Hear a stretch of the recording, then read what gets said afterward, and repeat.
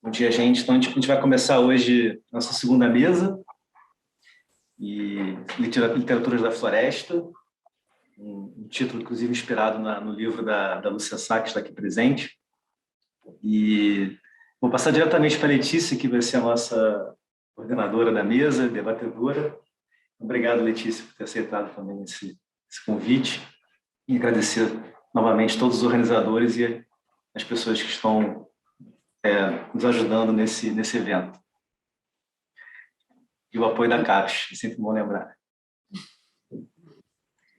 Obrigada, Alexandre. Eu que agradeço o convite. Eu fiquei muito feliz quando você fez esse convite, porque eu tenho interesse no trabalho das duas palestrantes de hoje, também muito interesse no tema. Acredito que a gente vai ter um debate interessante.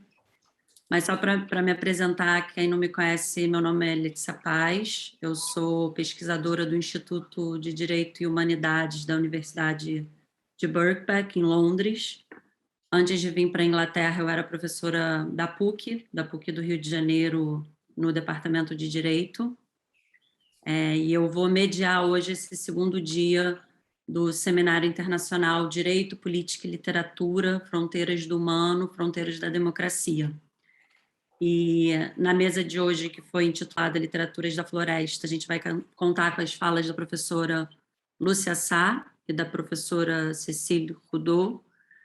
Mas antes de apresentá-las, eu queria dizer que agora eu estou falando em português, mas eu vou falar em inglês também, porque a Cecília ela não fala português, ela não entende português, então eu vou ter que passar para o inglês. E quem tiver dúvidas para a Cecília na hora do debate, pode fazer em português e eu ajudo a traduzir caso seja necessário. E aí, para quem quer ser traduzido, eu acho que a maneira mais fácil, de repente, é escrevendo no chat, né? Porque aí fica mais fácil para eu poder traduzir. E, enfim, eu não quero demorar muito, estou curiosa aqui para escutar as apresentações. Então, a primeira palestrante vai ser a professora Lúcia. Ela é professora titular de Estudos Brasileiros da Universidade de Manchester, no Reino Unido. Ela é autora, entre outros títulos, do livro Literaturas da Floresta, Textos Amazônicos e Cultura Latino-Americana, de 2012, esse livro, e também do livro Life in the Megalopolis, Mexico City and São Paulo, de 2007. E atualmente ela é uma das coordenadoras do projeto Culturas do Antirracismo na América Latina, que, no caso do Brasil, foca na produção cultural indígena contemporânea. Então, eu vou passar a palavra para a Lúcia e depois eu passo a palavra para a Cecília. Mas deixa eu falar inglês também, agora, rapidamente. Então, Cecília, my name... I think Cecília is the only one here that needs English, right? Or is there someone else that... I'm not sure. Anyway, I will speak in English. So there is also Mata Head. Okay. Okay, good. So my name is Letícia Paes. I'm a researcher at the Institute of Law and Humanities at Birkbeck University in London. Before coming to London, I was a lecturer in PUC-Rio, in Rio de Janeiro, and I will be mediating the second day of the International Seminar, Law, Politics and Literature, the Frontiers of the Human, Frontiers of Democracy. And in this panel, Literatures of the Forest, we will hear from Professor Lúcia and Professor Cécile Roudeau. So I was also thanking Alexandre Mendes for inviting me to mediate this panel, which I'm delighted to do, since I have a great interest in the work of both of professors that are here today, and especially in the dialogue between literature, politics, and law. And I said that you can ask questions in English or in Portuguese, and I will be helping I'll be very happy to interpret the questions. So I don't want to take too long talking, so I will hand over now to Professor Lúcia. Thank you. First of all, em primeiro lugar, obrigada. Eu vou mudar de língua para língua e vocês vão ter que me lembrar, porque eu me esqueço que língua que eu estou falando. Em primeiro lugar, obrigada ao Alexandre pelo convite. E é um prazer muito grande estar aqui. Também tenho muito interesse nesse diálogo entre literatura, política, direito, e por isso estou bastante interessada também na palestra da Cécile, também nos comentários da Cécile, da Letícia, perdão, e das perguntas que virão. Eu vou começar.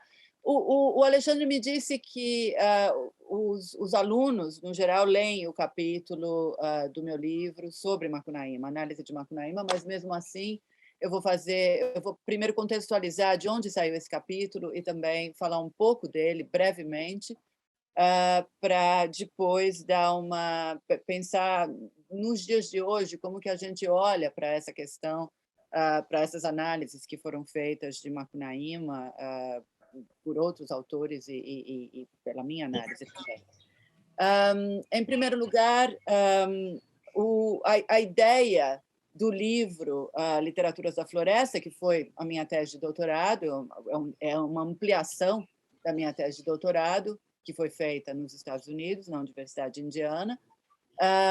A ideia para o livro todo veio precisamente de Macunaíma. Ela veio da relação que é francamente reconhecida pelo Mário, para começar, entre Macunaíma e as narrativas indígenas coletadas, narrativas Pemon, Arecuná e Taurepang, coletadas pelo alemão Cor Grunberg entre 1913 e 1917. O Mário reconhece isso. Os comentários, quase todos os textos sobre Macunaíma sempre reconheceram isso, mas o que me incomodava muito na época é que, apesar do reconhecimento, ninguém, ou praticamente ninguém, se dava o trabalho de ir ler as narrativas indígenas para analisar o Macunaíma. Quer dizer, vamos nos transportar à época que eu escrevi essa tese, que já faz, sei lá, 2 décadas e meia, né? E nessa época se usava uma linguagem mais ou menos econômica, em que as narrativas Pemon eram descritas como matéria-prima e o romance do Mário era descrito como uma grande obra que recriava e que transformava essa matéria-prima em algo propriamente artístico. E o que me incomodava era precisamente as implicações dessa linguagem econômica, digamos assim. Eu estava vindo de estudos literários, no departamento de teoria literária, onde a minha preocupação era, então, pensar se eu utilizasse as ferramentas que me eram dadas pelos estudos literários para analisar as narrativas publicadas pelo Cor Grunberg e daí tentar analisar o quanto da lógica formal, estética dessas narrativas faz parte da construção do romance do Mário. Era isso que eu queria responder, né? Então, era usar essas ferramentas para tentar analisar as narrativas. E há algo no livro que já havia na tese que me incomodava, que me incomoda ainda, que eu acabei fazendo muita crítica direta aos grandes estudos que haviam sido feitos de Macunaíma, mas eu achei e ainda acho que, infelizmente, isso foi necessário precisamente para tentar batalhar tentar mostrar esse ponto de que, porque as narrativas indígenas não eram literatura, para os estudos literários, de forma geral, e a grande exceção, é claro, que é o Haroldo de Campos, não valia a pena olhar para essas narrativas. Ninguém queria olhar para essas narrativas, ninguém ia olhar essas narrativas. As narrativas eram meramente matéria-prima. E, no entanto, se a gente considera o livro, o romance do Mário de Andrade, 1928, uma boa época para a gente falar disso, porque a gente está aqui, né, às portas dos 100 anos do modernismo paulista, de 22, da Semana de Arte Moderna. E se a gente pensar no modernismo paulista, e sobretudo na versão 28 do modernismo paulista, que é o Manifesto Antropófago e as obras da Tarsila mais ou menos nessa época, e o romance do Mário, a grandiosidade do romance do Mário tem a ver inteiramente com as narrativas feministas. Inteiramente. A gente não pode, em primeiro lugar, quer dizer, é difícil não exagerar a importância desse romance, quer dizer, o Mário publica Macunaíma em 28, antes de que qualquer obra semelhante do chamado Marvelous Realism, o Real Maravilhoso, ou o Magical Realism na América Latina fosse publicado muito antes.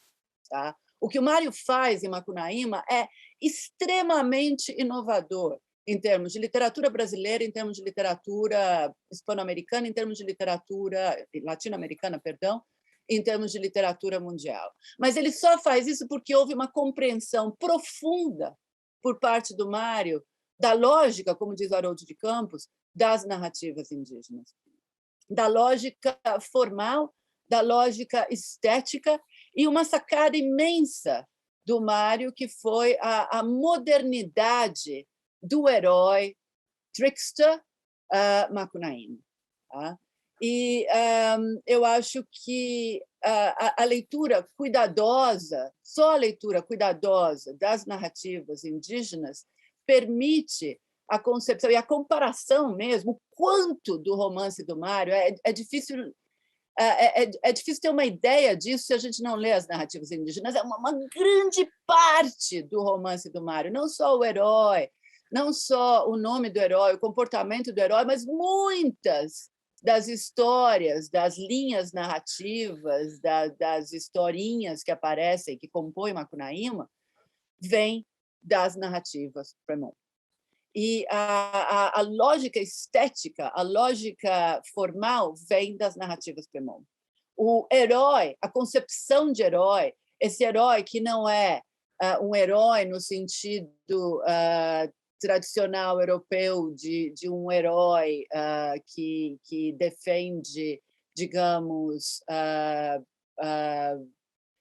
valores que a gente consideraria positivos ou bons, mas é um herói que se pauta por outra lógica, né? Uma lógica da criatividade, digamos assim, ou a lógica da possibilidade de mudança. Ele é um trickster indígena. E o Mário compreendeu a modernidade desse herói. O Mário recriou, roubou, reutilizou, reescreveu, reinventou esse herói, mas o manteve, em termos de lógica, muito, muito próximo do Macunaíma, das narrativas Femons. Essa sacada de Mário e a compreensão que também o Oswald teve, também em 28, das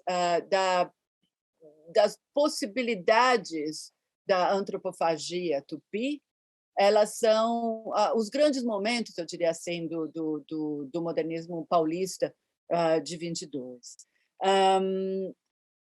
A outra grande sacada, a compreensão do Mário em relação às narrativas Fremont, a importância da etiologia. O quanto nas narrativas indígenas, não só Fremont, mas narrativas amazônicas em geral, e a gente pode até dizer narrativas do continente, narrativas originais indígenas do continente americano, há uma importância muito grande dada a não só a narrativas inteiras que são etiológicas, quer dizer, elas contam a história da origem de alguma coisa, mas também pequenos segmentos nas narrativas que são etiológicos. E o Mário readaptou, reutilizou, recriou a lógica da etiologia. A etiologia é tão importante em narrativas indígenas que já no século XIX, por exemplo, há várias análises de narrativas indígenas da América do Norte, por exemplo, eram criticadas por folcloristas, como eles eram chamados na época, europeus, por dizer que elas não tinham muito pé nem cabeça, porque frequentemente as histórias contavam sei lá, as aventuras de algum herói, e no final diziam, e aí foi criada a planta não sei o quê, que não tem nenhuma relação com o que aconteceu, em tese, nenhuma relação com o que aconteceu na história. E a importância dessa etiologia ela é desmerecida, no geral, pelos analistas do século XIX e continua depois sendo desmerecida, inclusive pelo Haroldo de Campos, na análise do Macunaíma. Quer dizer, enquanto que o Mário, na verdade, compreende a importância da lógica da etiologia. Quer dizer, ele compreende a importância da etiologia, ele compreende a importância da etiologia nessa lógica de transformação. A lógica do romance Macunaíma e das narrativas Pemon é de transformação. O que importa é que as coisas se transformam o tempo todo. Não há nada estático e o herói Macunaíma, como um trickster, ele é um herói transformador. E o Mário, então, ele usa, por exemplo, para dar um exemplo que eu uso no capítulo, que eu acho um dos exemplos mais brilhantes, eu acho, que o Mário faz, que ele pega uma narrativa Pemon, que não é do herói Macunaíma, é do Conevol, um outro herói das narrativas Pemon, em que a onça está brincando com um camarão. Isso é nas narrativas Pemon. A onça vê o camarão tirar os olhos, o camarão tem aqueles olhinhos, né, saltados, o camarão tira os olhos e joga no rio, e os olhos voltam. E a onça diz para o camarão, que legal, eu quero fazer isso também. E o camarão fala, o camarão está com medo da onça, certo? Então, porque ele vai ser comido. Então, ele fala, então tira os seus próprios olhos. Só que a onça tira, ela fica cega, e o camarão escapa. O Mário pega essa mesma história e coloca coloca como personagens duas onças, uma onça parda e uma onça preta, e a onça primeira tira os olhos e a outra fica cega e começa a perseguir a primeira onça. E nessa perseguição ela entra em cima de quatro rodas. Ela vê uma carcaça de um carro, entra em cima de uma carcaça, entra em cima de um carro e dessa carcaça e adquire rodas, adquire motor e vira um carro. Então, ela inventa o carro. Foi assim, diz a história, que o carro foi inventado. Essa história é contada pelo Macunaíma para um chofer. Isso é muito importante, porque o chofer é aquele que seria aquele, na década de 20, e ainda agora no Brasil, seria aquele que certamente na década de 20 dirigiria um carro, mas não teria um carro. Ele trabalharia com um carro, mas ele não teria poder aquisitivo para comprar um carro. Ele não teria poder aquisitivo para ser o dono da máquina, na linguagem de Macunaíma. E ele conta essa história para o chofer, e o chofer, então, nesse momento chora, quer dizer, essa revelação da história do carro, que permite ao chofer dominar, digamos assim, pela etiologia, a ideia do que é um carro, compreender, inventar a história, a origem do carro. E é nesse momento que o vilão de Macunaíma chega num carro, um Fiat, e ele é morto por Macunaíma. Então, a lógica da etiologia ela move totalmente o romance Macunaíma, e a gente só pode compreender isso se a gente pensar em como as histórias indígenas em si foram construídas.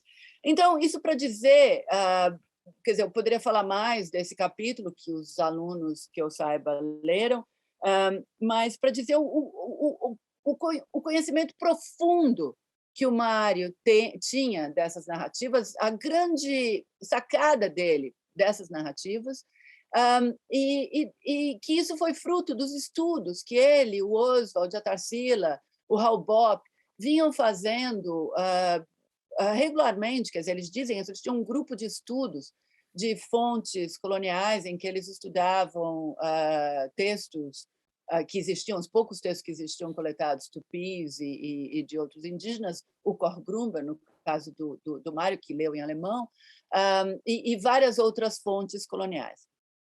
Então, isso é muito importante. Mas, chegando agora em 1921,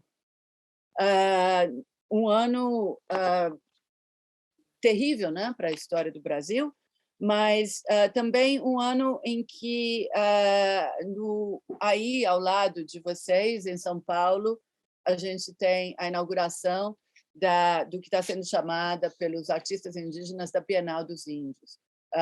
Pela primeira vez, a Bienal de São Paulo está expondo uma série de artistas contemporâneos indígenas. E entre esses artistas contemporâneos indígenas, a gente tem um artista macuxi, que se autodenomina neto de Macunaíma. Macunaíma é o nome macuxi de Macunaíma, que é o herói criador, digamos assim, o transformador dos macuxis, dos pemons. E então a gente tem um artista como o Jaider Esbel recriando, reutilizando, reapropriando o que o Mário fez com as narrativas indígenas, o que o Oswald e a Tarsila fizeram com as culturas indígenas, digamos assim. E a gente tem também uma outra escritora macuxi recente, que é a Julie Dorico. Eu posso compartilhar agora, rapidinho? Tá, então eu vou compartilhar dois documentos diferentes. Eu vou começar com só para apresentar para vocês os artistas de quem eu vou falar brevemente. Primeiro, a Julie Dorico, que é uma escritora e artista macuxi. Vocês estão vendo a tela? Sim? Sim, dá para ver. Sim. Então, e o Jaider Esbel, que, como eu falei, é macuxi, e vou apresentar, se der tempo, e me corte, Letícia, quando chegar uns 35 por aí, me diz uns 2 minutos antes que eu termino. Também o Denilson Baniwa, que é um grande artista Baniwa, que não é macuxi, mas é de lá de cima também, não do Rio Branco, mas da área do Alto Rio Negro. Então, eu vou agora partir brevemente para o livro da Julie Dorico.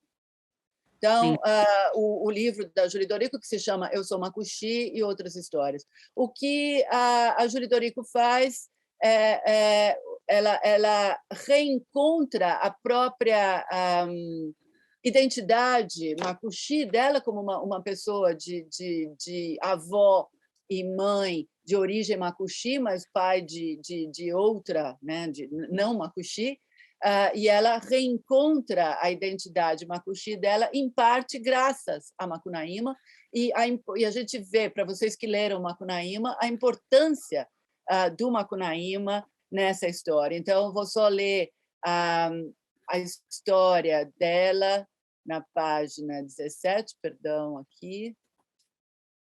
Ok. Então, diz claramente, vocês conseguem ver? Sim? Eu sou filha de Macunaíma, que criou minha avó. Primeiro de cera, mas ela derreteu. E depois de barro, resistindo ao sol e passando a existir para sempre. Essa ideia do Macunaíma de cera, da mãe de cera e de barro, vem da versão macuxi e pemon das histórias de Macunaíma que estão não no Cor Grunberg, mas num missionário publicado na Venezuela. Um dia ela bebeu caxiri e resolveu brincar, porque só assim podia criar minha mãe. E ela criou. Mas decidiu que a língua da minha mãe seria o inglês. Assim, minha mãe não se aborreceria e sua vida seria mais fácil. A língua da minha mãe é diferente da minha avó. Minha avó fala a língua de Macunaíma. Um dia, minha mãe decidiu me criar mulher. E criou lá na década de 90, bem certinho. Decidiu, porém, que minha língua não seria nem o macuxi, nem como de minha ancestral, nem o inglês dos britânicos, mas o português. Eu não quis, não. Aqui está Macunaíma, né? Perfeito. Eu não quis, não. Então, resolvi criar a minha própria. Como não posso fugir do verbo que me formou, juntei mais 2 línguas para contar uma história, o inglês e o macuxês, porque é certo que o mundo, precisa ser criado todos os dias, e é transformando minhas palavras que apresento minha voz nas páginas adiante. Então, essa introdução dela, que apresenta essa origem mística, vamos lembrar que os macuxis e os pemons estão na área que é limite entre Brasil, Venezuela e Guiana, e daí o inglês. Quer dizer, a família da Julie Dorico, o pai dela vinha da Guiana, na verdade. Então, quer dizer, a família da mãe dela vinha da Guiana, que é onde se falava o inglês. Depois, na página 71, deixa eu tentar chegar lá rapidinho, uma outra, a gente percebe o léxico, o vocabulário, mas, sobretudo, a gramática de Macunaíma. Minha mãe não punha forro em casa porque dizia que a gente ficava mais perto do céu blue. Eu não gostava, não. Quando criança, eu só queria correr na floresta do meu quintal, comer banana, ingá, manga, lima, coco e goiaba. Não gostava daquilo de céu, não, lá longe. O meu céu já era o colo de minha mãe, acompanhando os meus irmãos, e as gentes árvores que ouviam todas as minhas histórias de menina. No chão da minha memória, corre a menina com as árvores. As gentes são tudo aquilo que conversam com o meu coração. Então, há toda uma afirmação também da gente árvore, da gente tudo, que aparece em Macunaíma, mas que aparece, sobretudo, nas narrativas indígenas. E queria, então, mostrar como um exemplo, um outro exemplo do texto dela, que é o texto final. Quando Macunaíma me encontrou, eu estava no estéreo asfalto da vida. Em sonho, ele me chamou. Quando Macunaíma me encontrou, soltou um, já era tempo. O se soltou um vem direto de Macunaíma, né? A gente tem isso direto no romance. Eu concordei. Quando Macunaíma me enlaçou em seu amor, eu soube que era macuxês. Macunaíma enviou o Eli é um Eli Macuxi, que é um escritor Macuxi, enviou o Eli para me dizer: você é Pemon Macuxi. Eu aceitei, e agora eu sei. Eu sou pimenta, panela de barro, cobra da murida, onça, olho puxado, cabelo preto, cor amarela. Eu finalmente posso dizer com ternura que sou Macuxi. Então, eu queria apresentar para vocês essa releitura, que é uma releitura do Ser Macuxi, da Júlia, que é informada pelo romance de Macunaíma. E passar de novo para o PowerPoint, que não é PowerPoint, se eu achar. Ok, here we go. Ok?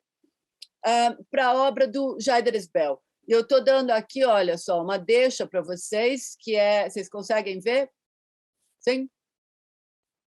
Que é a obra do Jaider, que está que está na Bienal agora, que é The Lettre au Vieux Monde, a Carta ao Velho Mundo, que é que ele fez em 19 para uma exposição na França, que é uma obra genial. Ele pegou um volume de uma galeria, da Galeria Delta da Pintura Universal, que, claro, como qualquer volume de galeria de pintura universal, de uma enciclopédia de pintura universal, sobretudo daquela época, não inclui nenhuma obra indígena do continente americano. É universal, menos os indígenas. E o que ele faz é rasurar, é interferir, é intervir nas 440 páginas dessa obra enciclopédica. Então, eu vou dar alguns exemplos para vocês.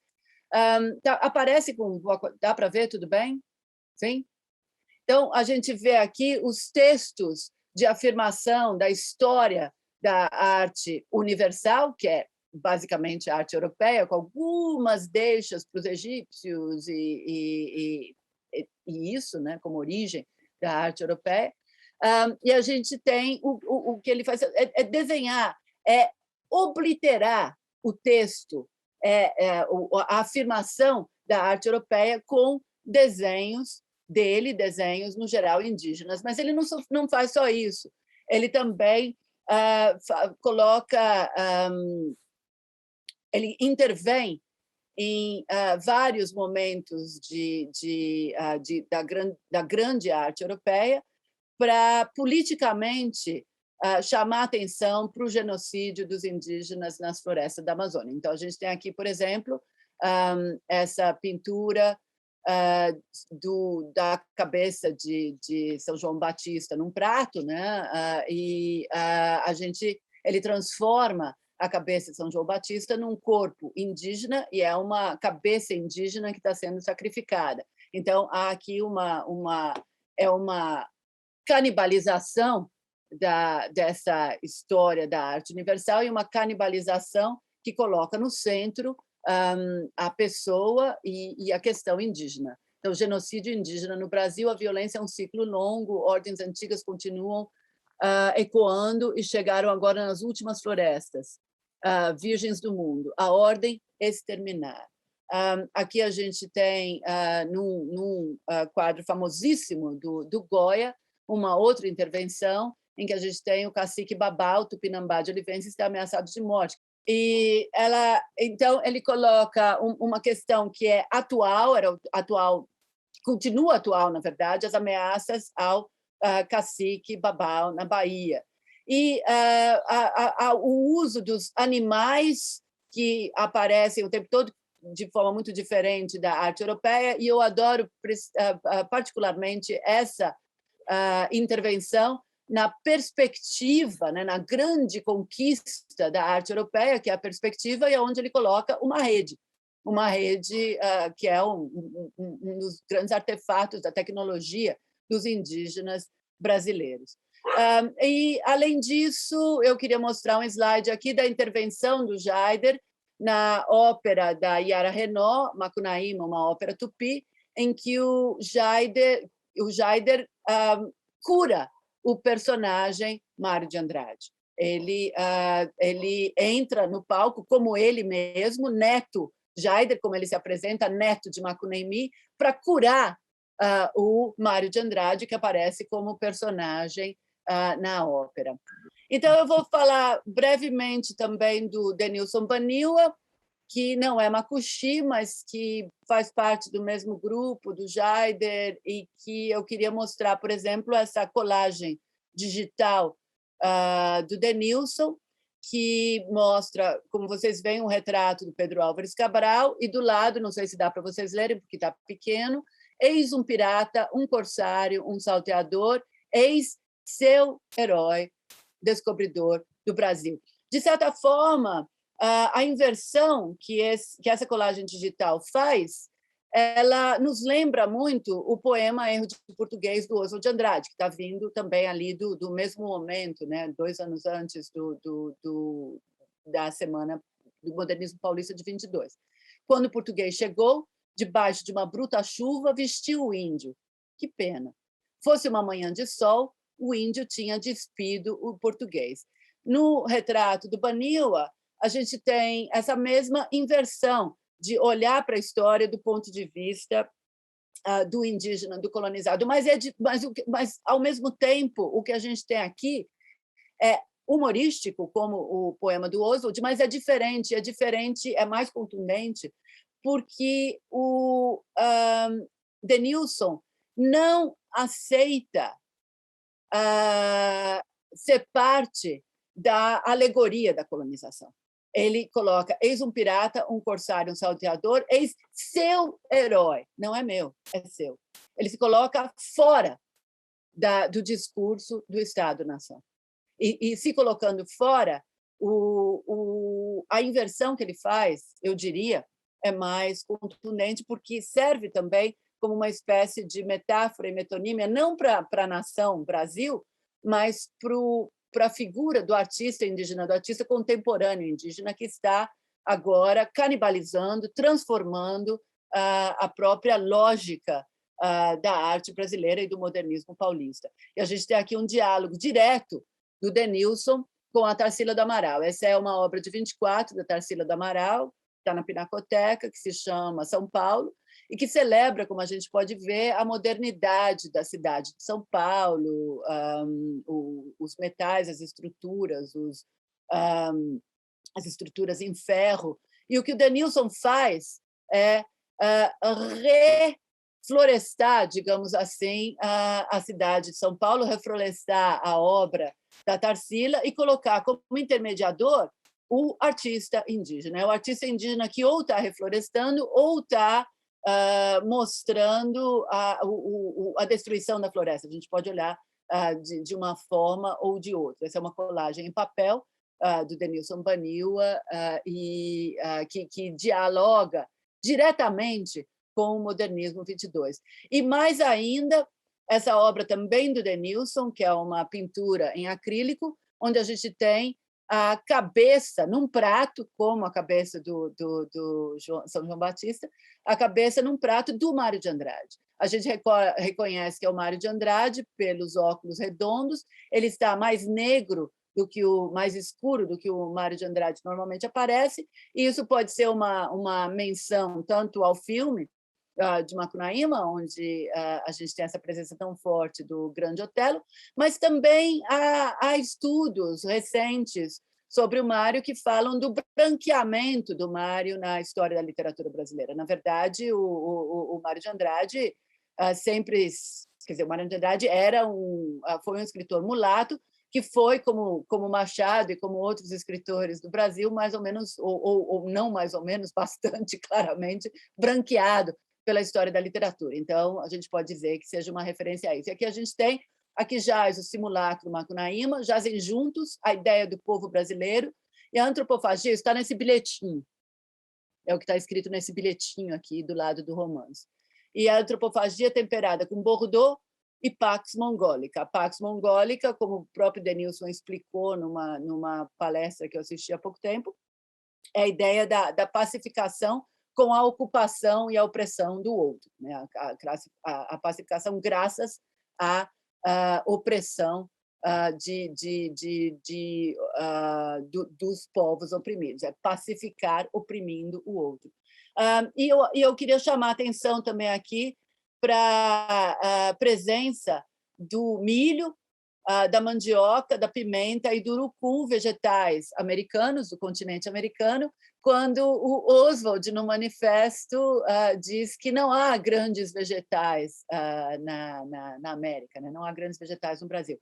Quer dizer, é uma obra profundamente contundente, ao mesmo tempo, é importante dizer que tanto Denilson quanto Mário, quanto Jaider, quanto a Júlia Dorico, eles se utilizam da lógica canibalística, antropofágica do movimento de 22, do modernismo de 22, para reapropriar essa própria lógica na obra que eles fazem. Isso é muito importante. Eles não dizem em nenhum momento, vocês não devem ler ou curtir, digamos assim, as obras modernistas, mas sim vamos ver as obras modernistas pela beleza que elas têm, pela grandeza que elas têm, mas também reconhecer que essa grandeza e essa beleza elas só existem graças ao que o Quirano, isso sou eu que estou dizendo, o Quirano chamaria da colonialidade do poder. Quer dizer, o modernismo paulista é colonialista. Talvez ele não pudesse ser outra coisa. A forma como ele reapropria as obras indígenas é colonialista. Mas, ao mesmo tempo, para esses artistas indígenas, é importante resgatar essa obra e reindianizar essas obras, reapropriar essas obras. E a questão de reapropriar, de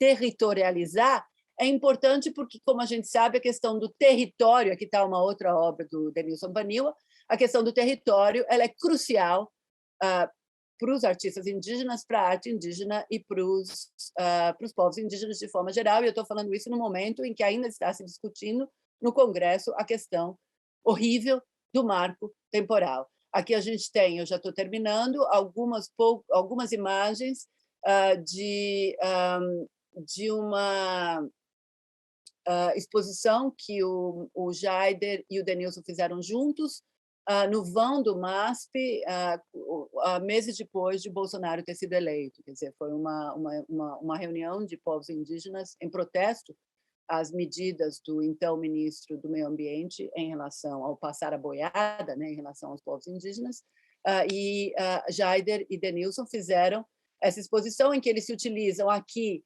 de arte indígena pré-chegada de Cabral, né, arte indígena de pictogramas, etc., e projetam isso na cidade de São Paulo, quer dizer, retomando, digamos assim, apropriando o território da cidade como terra indígena. E é isso, eu paro por aqui. Muito obrigada.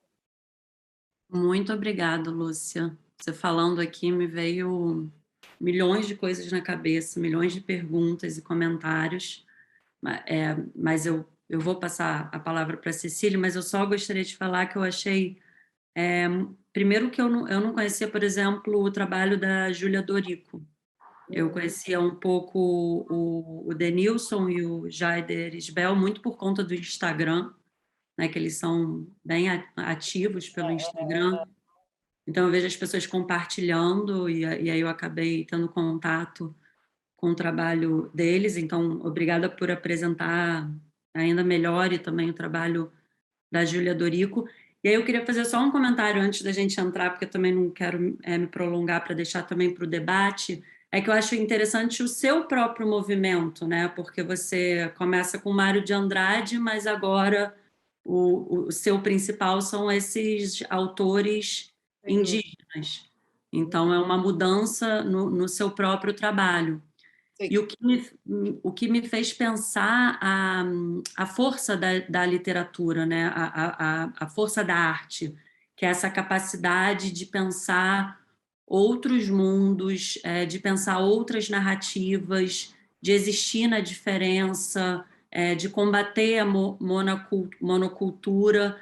E talvez o desafio que eu quero também levar isso mais para o debate seria como a gente extrapolar o campo da literatura para passar para o campo político, enfim, para não ser só uma compreensão profunda, né, dessa arte indígena, mas que se torne uma verdadeira ação, né, que eu acho que ainda é pouco, enfim, devir Júlia Dorico, devir Denilson, devir Jaider Isbel, esse que eu acho que talvez seja o principal. Sim. Eu vou tentar falar em inglês o que eu disse. So, I just said that I found really interesting what Lúcia said, because she about her work itself.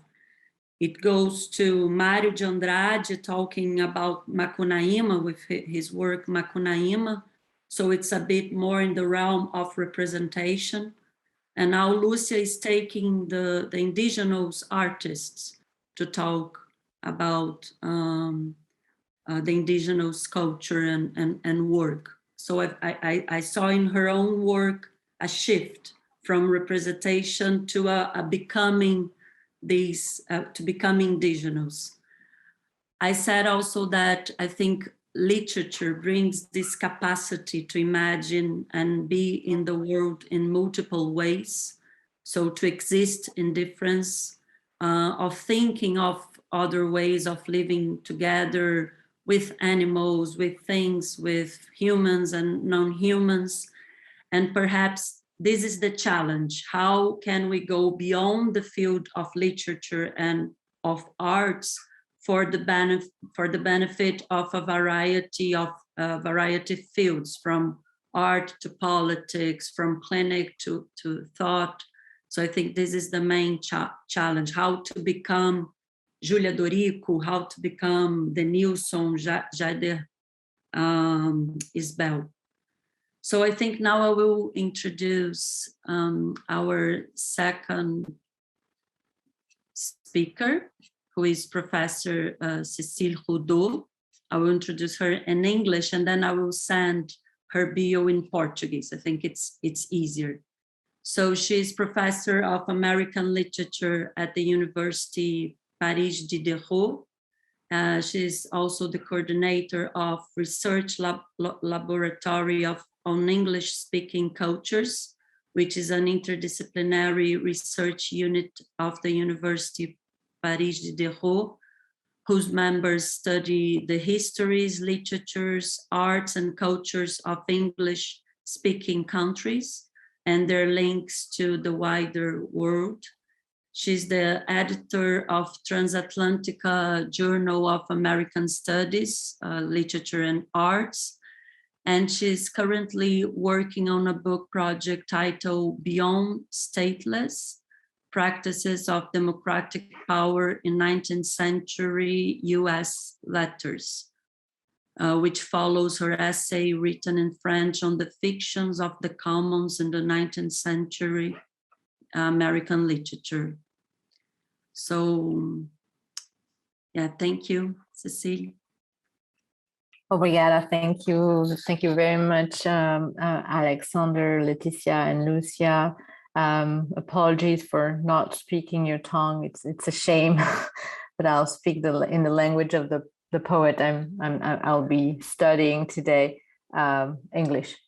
It's going to be a very different perspective, I think, because that's going to be that of a white US poet of the 19th century, Walt Whitman, on the slaughter of redwoods in California in the last third of the 19th century. And I think the indigenous voice is not heard in Whitman's poems, but the voice of the trees themselves is heard, and the trees that are dying. And so maybe a poor surrogate of an indigenous presence. All right, so I am going to share my screen, I hope. All right, so it would seem difficult to find a positive eco-critical resources within Walt Whitman's oeuvre. He is the author of the infamous Song of the Redwood Tree, of the shameful Song of the Broad Axe, and the explicit Pioneers, oh Pioneers. So he's a tough candidate for our present ecological perspectives. He rather dwells among those who accepted, even though he lamented, the passing of the redwood trees in California in the last third of the 19th century. So Whitman is among, indeed, I mean, you can change slides. He's among those who were the champions of an American modernity. He loved the railroads, he loved the telegraph of his days. He's a poet of paradoxes, not to say of contradictions, which he famously acknowledged. He chanted the beauty of the American trees, but also celebrated the felling of the primeval forests, as he says, as a consequence of a pioneering nation. Today, still, Whitman leaves us at a loss to decide where he stood. So, Alexandre, you can go on. I mean, move one and a second again. Yeah, one more. Yeah. So. I'm going to start with this, the tension, which is at the highest when one reads the poem Song of the Redwood Tree, together with his nature notes written in the year 1876-77. So here's the poem. It starts with the voice of the trees.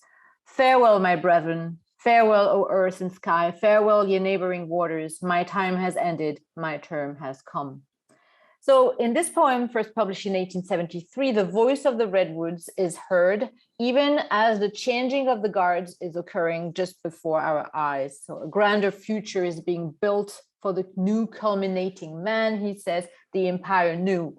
The trees in the poem yield to the American choppers and builders.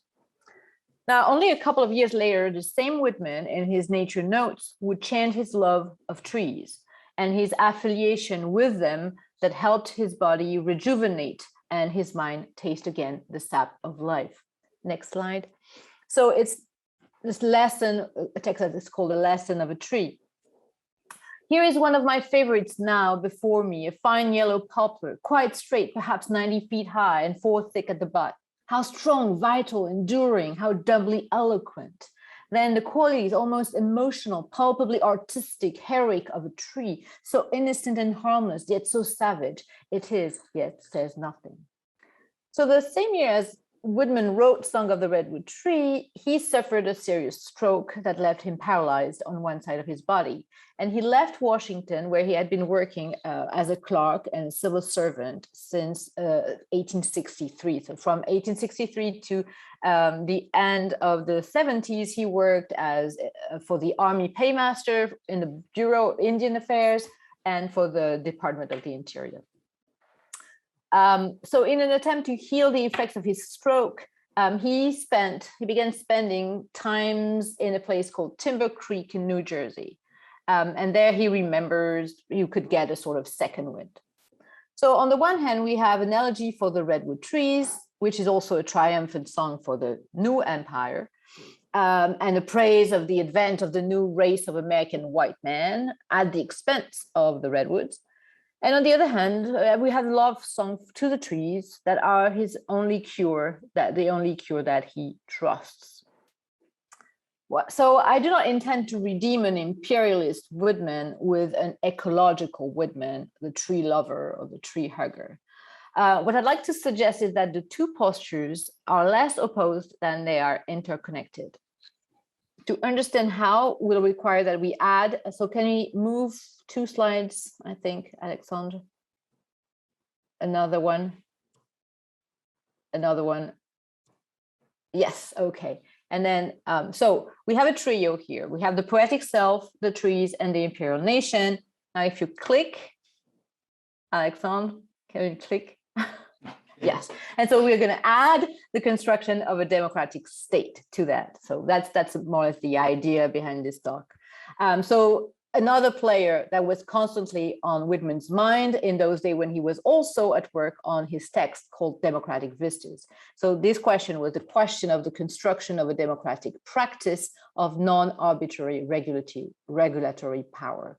So I'm trying to create a sort of synergy between these two things. Okay, and I'll start with Song of the Redwood Tree. So the poem has been read as a manifesto in the ideological service of nature as resource perspective, right? And no doubt, if you look at the conclusive stanza, we don't have much choice. I think it's the next slide. Anyway, the concluding stanza reads, I see the genius of the modern clearing the ground for broad humanity. So the clearing of the ground is literal. The teamsters, the choppers mentioned in the poem are busy destroying the forests for future use. No wonder then that the poem has had to weather the most damning condemnations. Next slide. So one critic, Allen, seems to nail it when he writes, a conservationist or preservationist must find the logic of this poem maddening. The tree not only accepts annihilation, but glories in being absorbed, assimilated by these superior creatures who will really shape and mold the new world. So even the device of personification and the fact that the poem gives voice to the tree has been regarded as a convenient propaganda trick or colonizing move that only gives voice to the trees to make them abdicate, in fact. And other critics still have insisted on the dubious abstraction that turns the redwoods, so the trees of the poem, into mere specimens to be exhibited in the nation's museum. So one critic writes that, in fact, Whitman had never seen those trees, and the description in the poem may be traced, in fact, to an exhibit in New York City in the early 1850s called Mother of the Forest, where the bark of a giant sequoia had been reassembled for the occasion. So turned into a patriotic tribute and a specimen of a vanishing race, the redwoods emerge in the poem as the ghosts of a former time, bound to be replaced by another busy race, the white Americans. So a logic of suppression and evolution that also gestured to the so-called Indian problem in those days. And indeed, the text was written just months after the end of the Modoc War. So the poem may be read then as a late Cooperian lamento, another variation on the lasts of the reds or redwoods. So it seems that the case is closed. Even Killingsworth, the critic, does not quite succeed in saving soldier Whitman. He does point that the note of resignation issuing from the old trees martyred to the march of progress may have an autobiographical source as well. So he's insisting on the autobiographical dimension. Next slide. So he says another slide, I think. Yeah, another slide. Right. The identification with the redwoods was not strong enough to override Whitman's faith in material progress. He concludes Whitman's struggle with how to find a language to reconcile the gnawing greed of humanity with the equally powerful drive to live at peace with the earth provides a faithful image of the modern environmental dilemma. So I agree with Killingsworth. Whitman's dilemma is also our own, but he may not go far enough in his unraveling of the paradox of identification and destruction. And that's what I want to go back to. Whitman's draft of the poem contains a note to himself. This is the next slide. So he writes, the spinal idea of the poem, I, that is a tree, have filled my time and filled it grandly. All is prepared for you, that is humans. With my termination comes prophecy of a great race, great as the mountains and the trees. So the italic of the poem, the tree, is addressing you, humankind, the emergence of which is indexed on the termination of the trees. So the prophecy of the great race depends on the extinction of the former sovereigns of the earth, the trees. But the great race in question is analogized in the tree language to the mountains and the trees. So to translate this in today's human language, we might say that Whitman's preliminary note for his poem is the prior condition of possibility of the Anthropocene, the taking over of the earth by you, that is us, the humans. So that race, let's call it the human species, is raised here to a geological force as great as mountains and the trees. The human species has become isomorphic with the geology and the vegetation on the planet. That's what we call today the Anthropocene. In that sense, the redwood tree is Whitman's conceit that announces the end of nature and the advent of the human species understood as geological mountainous force. But there's more to it than a mere shift in sovereignty. Now, one stanza deserves some attention, and it is the trees speaking. So next slide, please. So the tree is saying, can you, Alexandre, can you? Yeah, thank you. For them we abdicate, in them ourselves, ye forest kings, in them the skies and air, these mountain peaks, to be in them absorbed, assimilated. Now, in them, that is the humans, nature is engulfed. So long before Dipesh Chakrabarti, the tree here states that the reign of the human is now natural history. They are made one, nature culture, if you want. So the poem tells the end of nature as separate from human history. Addressed by the tree, humankind is made by the tree the new natural force to disappear in turn in its own time. And that's where it gets interested. So next slide, please. So you see at the end of this stanza, to duly fall, to aid and rectitas, to disappear, to serve. Now this is the humans this time. So if humankind could remain proportionate to nature, they may perhaps last forever. But the celebration of a grander future is tainted with doubts. The commensurability of man and nature is troubled by the hubris of man, unchecked by wall or roof. The taking over of the Anthropocene is also the moment when humans should realize that they will fill their time and in turn disappear. So heeding to the voice of the tree troubles the clamor of manifest destiny or inflects it in new ways. In the triumph of humankind lies its potential demise. And this demise is written large in the poem's principle of identification between poet and tree. And I would like to end this reading of the poem by focusing on two lines in particular in the first part. So please, Alexandre, if you can move one slide. Yeah, so if you look at these two lines, grammatically, the dangling proposition starting the two lines, riven deep by the sharp tongues of the axes, characterizes both the tree and the I is the poet this time. So that we move from I, the tree, in the draft to I as tree. The poet here is riven deep by the sharp tongues of the axes, by the same axe as the one that cuts the tree open, because of this sort of ambiguity of syntax. The death chant of the tree is that of the poet chanting their common disappearance. All right, so I'm not saying that the Song of the Redwood Tree is not a celebration of the modern progress of white humankind over the American continent. What I'm suggesting is that the interweaving of voices is less a colonizing, perverse effect of identification than the intimation of a continuum nature culture. In other words, there is no immunity from the destruction of nature. It strikes back as part of ourselves. All right, so now So next slide. Now, 2 years after Song of the Redwood Tree, a sick woodman once again heeds to what the trees have to say. And that's what he calls the lesson of a tree. So to recover from sickness, Whitman goes back to nature and finds their message for all of us. Listen to the tree. Next slide. And he says how the tree rebukes its tough and equable serenity or weathers this gusty-tempered little whiffet man that runs indoors at a mite of rain or snow. So in an apparent reversal, the tree here no longer yields to the conquering race of man, but mocks the little whiffet of man.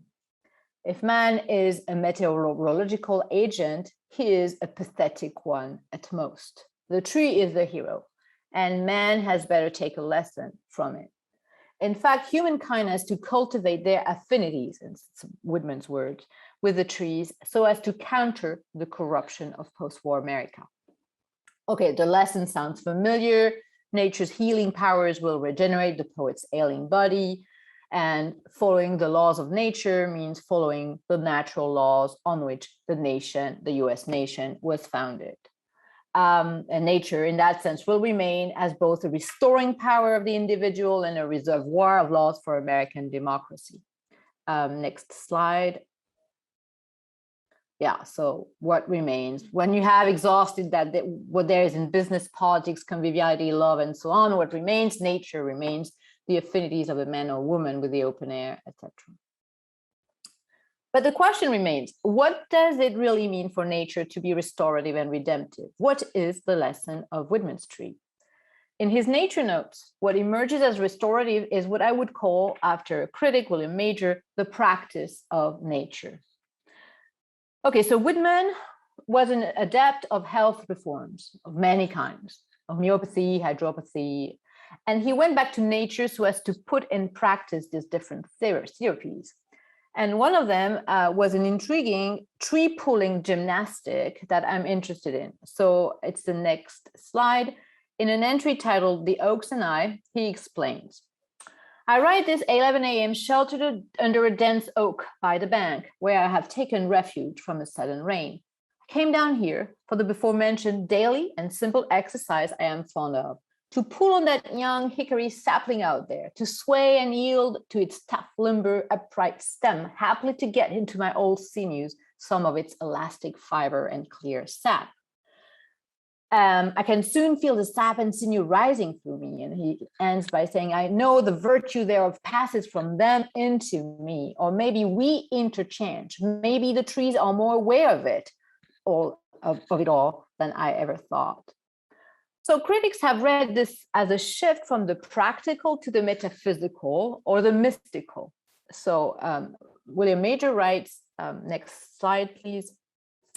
Although the Timber Creek sections of nature notes clearly point to the therapeutic use of nature, they also imply that Whitman's understanding of the natural world subsumes the human interests that were at one time of such importance to his evolving theories of democracy. So for Major, what we would call now the post-human leanings of Whitman's nature notes, it's choose the political, right? Get rid of the political. When Whitman asked nature to regenerate his hemiplegic body, the political and ideological baggage of democracy, previously so important, seemed to disappear, just as the boundaries between self and nature dissolve. So I propose a slightly different reading. Whitman's natural gymnasia may be read instead as a propedeutic for the practice of democracy cum trees, with trees, a practice index on a collaborative performance of non-arbitrary laws. So true it is that the text of Whitman's nature notes is a love song to the tree. The erotic encounter is one made of caresses, playful wrestling, in which both are no doubt aware of what is at stake in the intercourse. Yet, why would this erotic salutation or interchange be less political than the poet's manly love of comrades that he sings, not coincidentally, in a poem entitled For You, O Democracy? So it's the next slide. It's a very famous poem.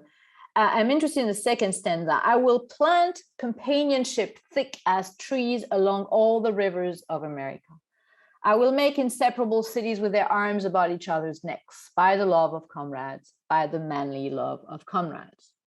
All right, so to make adhesiveness possible among the many parts of a dismembered nation, the poet proposes the lesson of the trees, planted thick as so many companions along the rivers of the nation.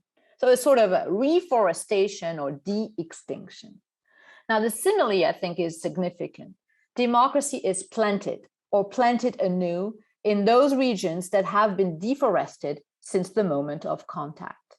Democracy indexed on the adhesiveness between cities, the love of comrades, the companionship as of trees, will inhere like a tree if one tends her, if one knows how to husband her. She's called ma femme, my wife. So what I want to point out here is two things. So you can move to the next slide. One is the dismissal of arbitrary boundaries between self and environment. That is the post-human proposition of the poet, if you want, is not a dismissal of the political. It is the heart of Whitman's conception of democracy. Now, second, this conception of democracy is more accurately a practice. Born in Whitman's natural gymnasia, it only grows if it is cultivated or supervised. So it is a competence that can only be learned between us, between partners or co-agents. So I'm interested in this co-dependability and co-agency of man and tree. That is the lesson of the redwood tree. And this is also the lesson of the Anthropocene, right? An age in which nature is not so much a model to be imitated, but a co-agent with whom to work, wrestle, and fall in love, so as to build the poet's dream of an organic democracy. All right, so it's next slide, please. So that Whitman's democracy adheres to nature is old news. He himself says as much in the last entry of Specimen Days.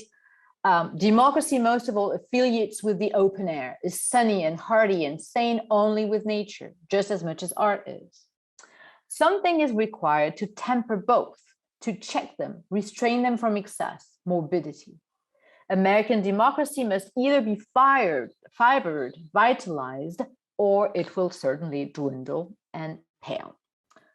All right, so critics have insisted on how body and nature are the basis of a democratic state at one with natural law. William Major, for one, finds in Whitman the nostalgia for a pre-bellum worldview in which nature would provide meaning in a disordered world. But man, as we know, as Whitman knew, has brought disorder in the very order of nature. So the ground has been cleared for a new era in which nature and humankind suffer a comorbidity. The text says something is required to temper both. So the verbs used are interesting: to check, to restrain, to temper, as is the indefinite subject, something. The question is that of establishing some kind of organization, some kind of regulated relation, a question which goes hand in hand with another, that of the agent of regulation. Whitman wants to hold to the old lesson that nature is a remedy, but nature in the Anthropocene no longer stands as a refuge with a will or a way of its own. Nature, not as abstraction, but as made up with the concrete trees of the American forests, has become a co-agent as well as a co-patient. And so it now behooves both nature and humankind to self-regulate or temper each other. So I think the shift is important. What I propose is that Whitman's democracy is not modeled on nature and natural laws. It has become an intercourse, a rapport of agencies. It is a democracy of comrades, a democracy of gymnasts in which rules emerge from the push and pull of man and tree, not from any arbitrary will or power. So these rules emerge from concrete contingent relations, a poet and a tree, citizens and their environments. In other words, nature and democracy are or should be co-regulated in the sense that neither of them nor their connection may be determined by an individual or group will. And so their co-construction depends on the removal of an arbitrary will so that they emerge as what they are through their relation. And this relation is the lesson of the Anthropocene. And for Whitman, it is best illustrated with a tree.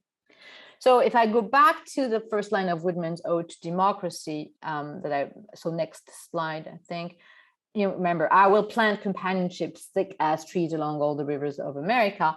So in an era of when deforestation has indeed ravaged the region of the Great Lakes, humankind will have to plant again so that both nature and humankind may survive and prosper.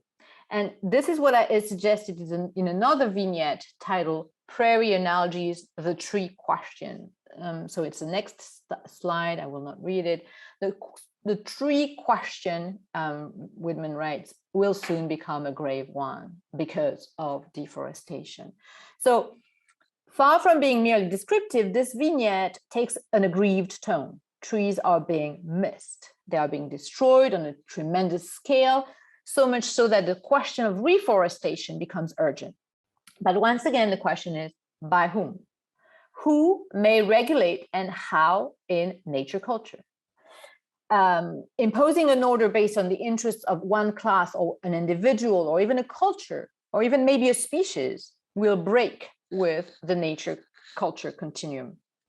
Nature culture requires non-arbitrary rules devised by those comrades living in and through nature.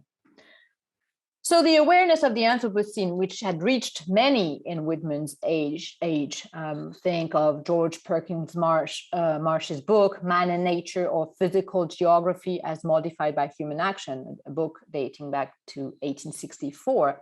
So the awareness of the Anthropocene does not mean the termination of man as agent or the injunction for the human species to step back and do nothing, but the emergence of the human species as co-agent. A task that for Whitman is the democratic task par excellence.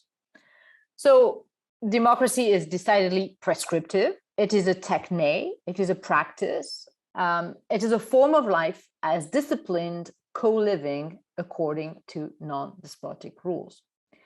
And Whitman, a democratic practitioner as poet, journalist, and scribe, did take part in its practical implementation. Next slide, I think. So in the concluding part of the paper, I'm almost done. I'm focusing on Whitman working for the federal government in the years when congressional action began in favor of trees. And you have a few landmarks here. The duty of government in the preservation of forests, 1873, preceded by a few other bills. So this is the moment when Whitman wrote. I'm now trying to find evidence of Whitman's having responded to these questions when he was a civil servant in Washington, but I haven't found anything yet. So I don't know yet, but what we know, however, is that Whitman, the Brooklyn journalist and promoter of municipal reforms in the 1840s, was very vocal in protesting against the slaughtering of city trees. And I'll just give you one example. It's an article he wrote for the Brooklyn Eagle in 1846. So it's the next slide. Upon the destruction of an old house to make way for several stores, but also the new home of the Brooklyn Savings Bank.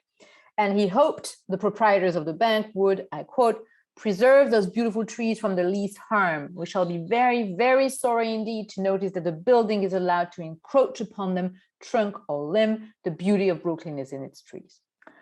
So slightly more than a month later, alas, Whitman recorded the death of the trees on the site of the new bank in order to make way for capitalism.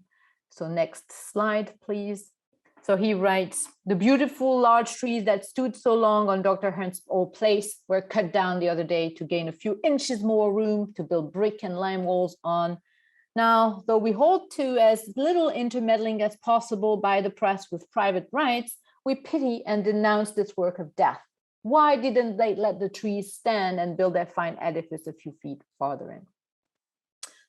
So Whitman's Hopkinsian lamento soon turns political. Whitman advocates positive countermeasures against this slaughter, something he did time and again in his newspaper.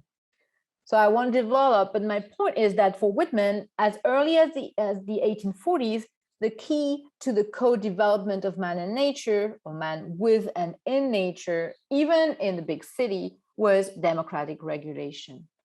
Leave the task to bankers, speculators, and despots, and you will have no parks, no trees, no democratic public space where natural culture lives, where the love of comrades, human or non-human, can be done. In a brief note entitled, "Who Gets the Plunder?" Whitman rails against protectionist trade policies because he says the immense revenue of annual cash does not go to the masses of laboring men, but rather to a few score select persons who, by favors of Congress, state legislatures, the banks, and other special advantages, are forming a vulgar aristocracy. So Whitman's democracy is a regulated regime and a form of life and a form of interaction, which I have tried to show is also a form of co-agency. And it may not be by chance if John Burroughs, Whitman's friend and a lover of trees and an early environmentalist, begins his biography of the poet with a quotation by the French historian Hippolyte Taine. And is this a last slide, I think? All original art is self-regulated, and no original art can be regulated from without. It carries its own counterpoise and does not receive it from elsewhere. So democracy, nature, and art, the trio that closes Whitman's specimen days, also are regulated, or should be, not from any external arbitrary source, but regulated from within. That is, from what I've tried to define as the principle of interconnectedness. In the end, the lesson of a tree may reside in this, not in a wild, unchecked liberty, but in the warning against the maladministration, that's Whitman's word, the maladministration of liberty, and the need to build on the amorous gymnastics between man and tree, a physical exercise and a political praxis conducive to forms of life we know now as an interspecies in the Anthropocene. So yeah, so I'm going to end on that. It's a proposition, of course, but I think that it's a new way of reading this relationship of the poetic voice and trees, and a political way of trying to read the two together. Thank you very much.